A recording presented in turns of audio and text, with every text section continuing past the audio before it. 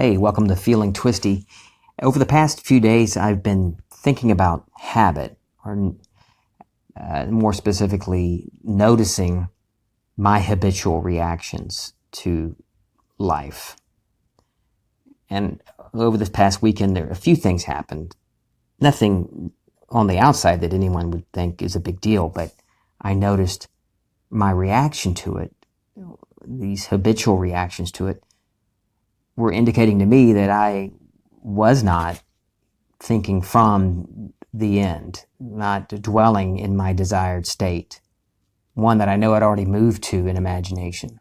I know I've dwelt there, but I got bumped. I wasn't dwelling in it at the time, and my habitual reactions developed over time in the previous state, the old man, the old me. And so instead of getting upset about it, I got to notice and saw how my reactions were telling me, okay, I'm not living in the end. I got bumped, as Mr. 2020 would say. So Neville, he talks about habit in a number of places. I'm going to read you a quote of his. Imagination has choice. Let me go back. A previous sentence. Imagination is not entirely untrammeled and free to move at will without any rules to constrain it. In fact, the contrary is true. Imagination travels to habit. Imagination has choice, but it chooses according to habit. Awake or asleep, man's imagination is constrained to follow certain definite patterns. It is the benumbing influence of habit that man must change. If he does not, his dreams will fade under the paralysis of custom. Benumbing, untrammeled. I like those words. So anyway, I was thinking about habit, how these habitual responses of mine indicated to me that I was bumped from my desired state. Not that I've lost it or entirely dug up the seed, but just an indicator that these little habitual reactions were springing up, these little weeds, and I noticed them. And through the weekend, I noticed them grow more and more until last night. I realized after a chain of events that just had gotten me very worked up yesterday evening, or late last night, or rather very early this morning. And then I realized, oh, okay, I know where this all came from. It came from that first habitual reaction. Saturday morning, I reacted. And then I never revised it. I just let it go. And then another little habitual reaction, and another one, until late Sunday night, I sat down on the couch, and just got into the silence, went into the silence, a little meditative state, and revised those reactions. I went back and changed my reaction. It's the same thing you do when you put yourself in a new state, a desired state. Everything is within our imagination. So I went back to each one of those events that came to mind and changed my reaction, changed what I said, and changed most importantly, the feeling I had in that event. Completely lifted the weight that I was feeling, that no one had done, completely did it myself. But I'm getting a little far off of what I wanted to talk about today, but I still want to talk about old states and the habitual nature of them.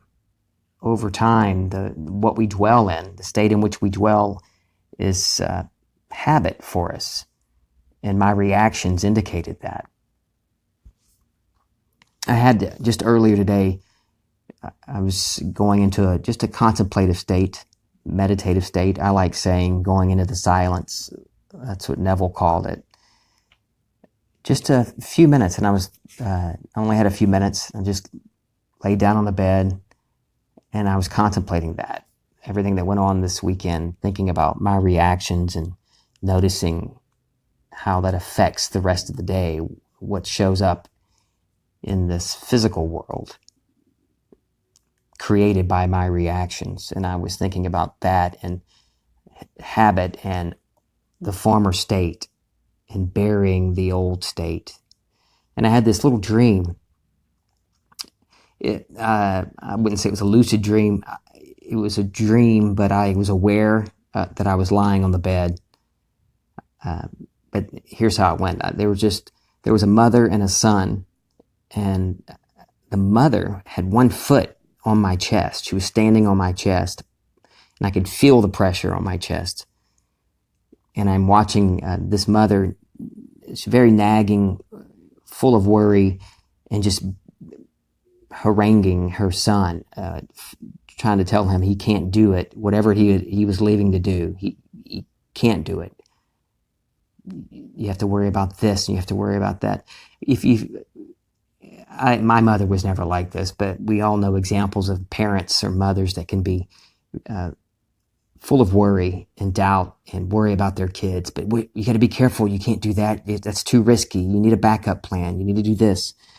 And that's the feeling I was getting from this mother. The son wanted to go. I don't know what this, there was no specific goal, but the son was trying to leave. And the mother was grabbing him, holding him. No, you can't. And just talking about all these things you have to worry about and the dangers. And then finally the son didn't show love, didn't show hate. He was just completely indifferent. Looked at his mother and said, "Mom, I've got this." Turned his back on her. And as soon as he did, the mother vanished. The weight on my chest vanished, and my eyes opened, and I'm back on my bed. And it was beautiful. For me, this was exactly what I had been contemplating. The mother in this little dream represented the old state, the old man, like the Bible calls it.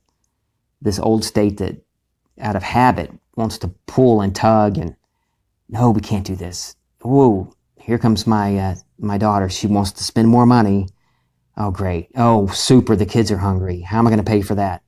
Oh, I don't want to go over there. All these things that the old state, how I reacted in the old state, that was represented in the mother. And the son is the new state, my desired state. And the son represented what we need to do. Turn our back completely on the old state. Because we're bigger than states. We're bigger than the state in which we're dwelling. There are an infinite number of states. But the only way to move successfully out of our undesired state is to turn our back on it completely and not look back. Neville says, another quote here, "But knowing this law by which a man transforms himself, I assume that I am what I want to be and walk in the assumption that it is done. In becoming it, the old man dies, and all that was related to that former concept of self dies with it. You cannot take any part of the old man into the new man." Just like in my dream, the mother wanted to attach herself to the son, didn't want him to leave her alone, and he broke away, turned his back, and she disappeared. Here's more of the quote from Neville. "As you assume that you are what you want to be, you do not need the assistance of another to make it so. Neither do you need the assistance of anyone to bury the old man for you. Let the dead bury the dead. Do not even look back, for no man having put his hand to the plow and then looking back is fit for the kingdom of heaven." To put in today's language, you can't drive your car safely and fight with your wife via text on your phone. You can't do both. Keep your eyes on the road. Keep moving forward. Here's the rest of the quote.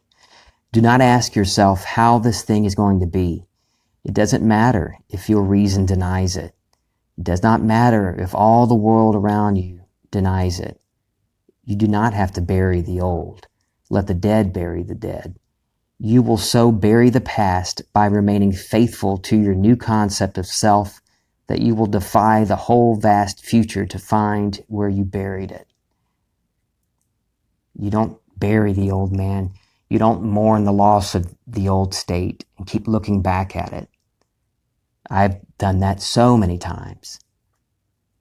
And my habitual reactions from that old state, when I have those, that tells me right then I'm looking back.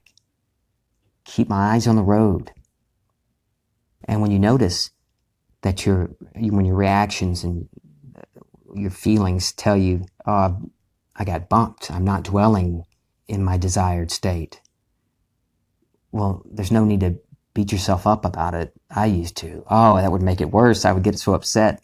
Oh, I'm screwing this up. I'm failing this. What's Kim going to say? What are my kids going to say? I can't keep doing this. No, you just look at it as the opportunity to notice. Notice it. Change it. Revise those reactions if you want to. And get back into state. Like Neville talks about habit. Your imagination goes toward habit. And if you're continually moving back into your desired state, you've already done it in imagination. You moved there. You felt it real. You felt it all to be real. You know it. It's done. But then there's a little reaction, this little nugget of fear that pops up to let you know, hey, I got bumped.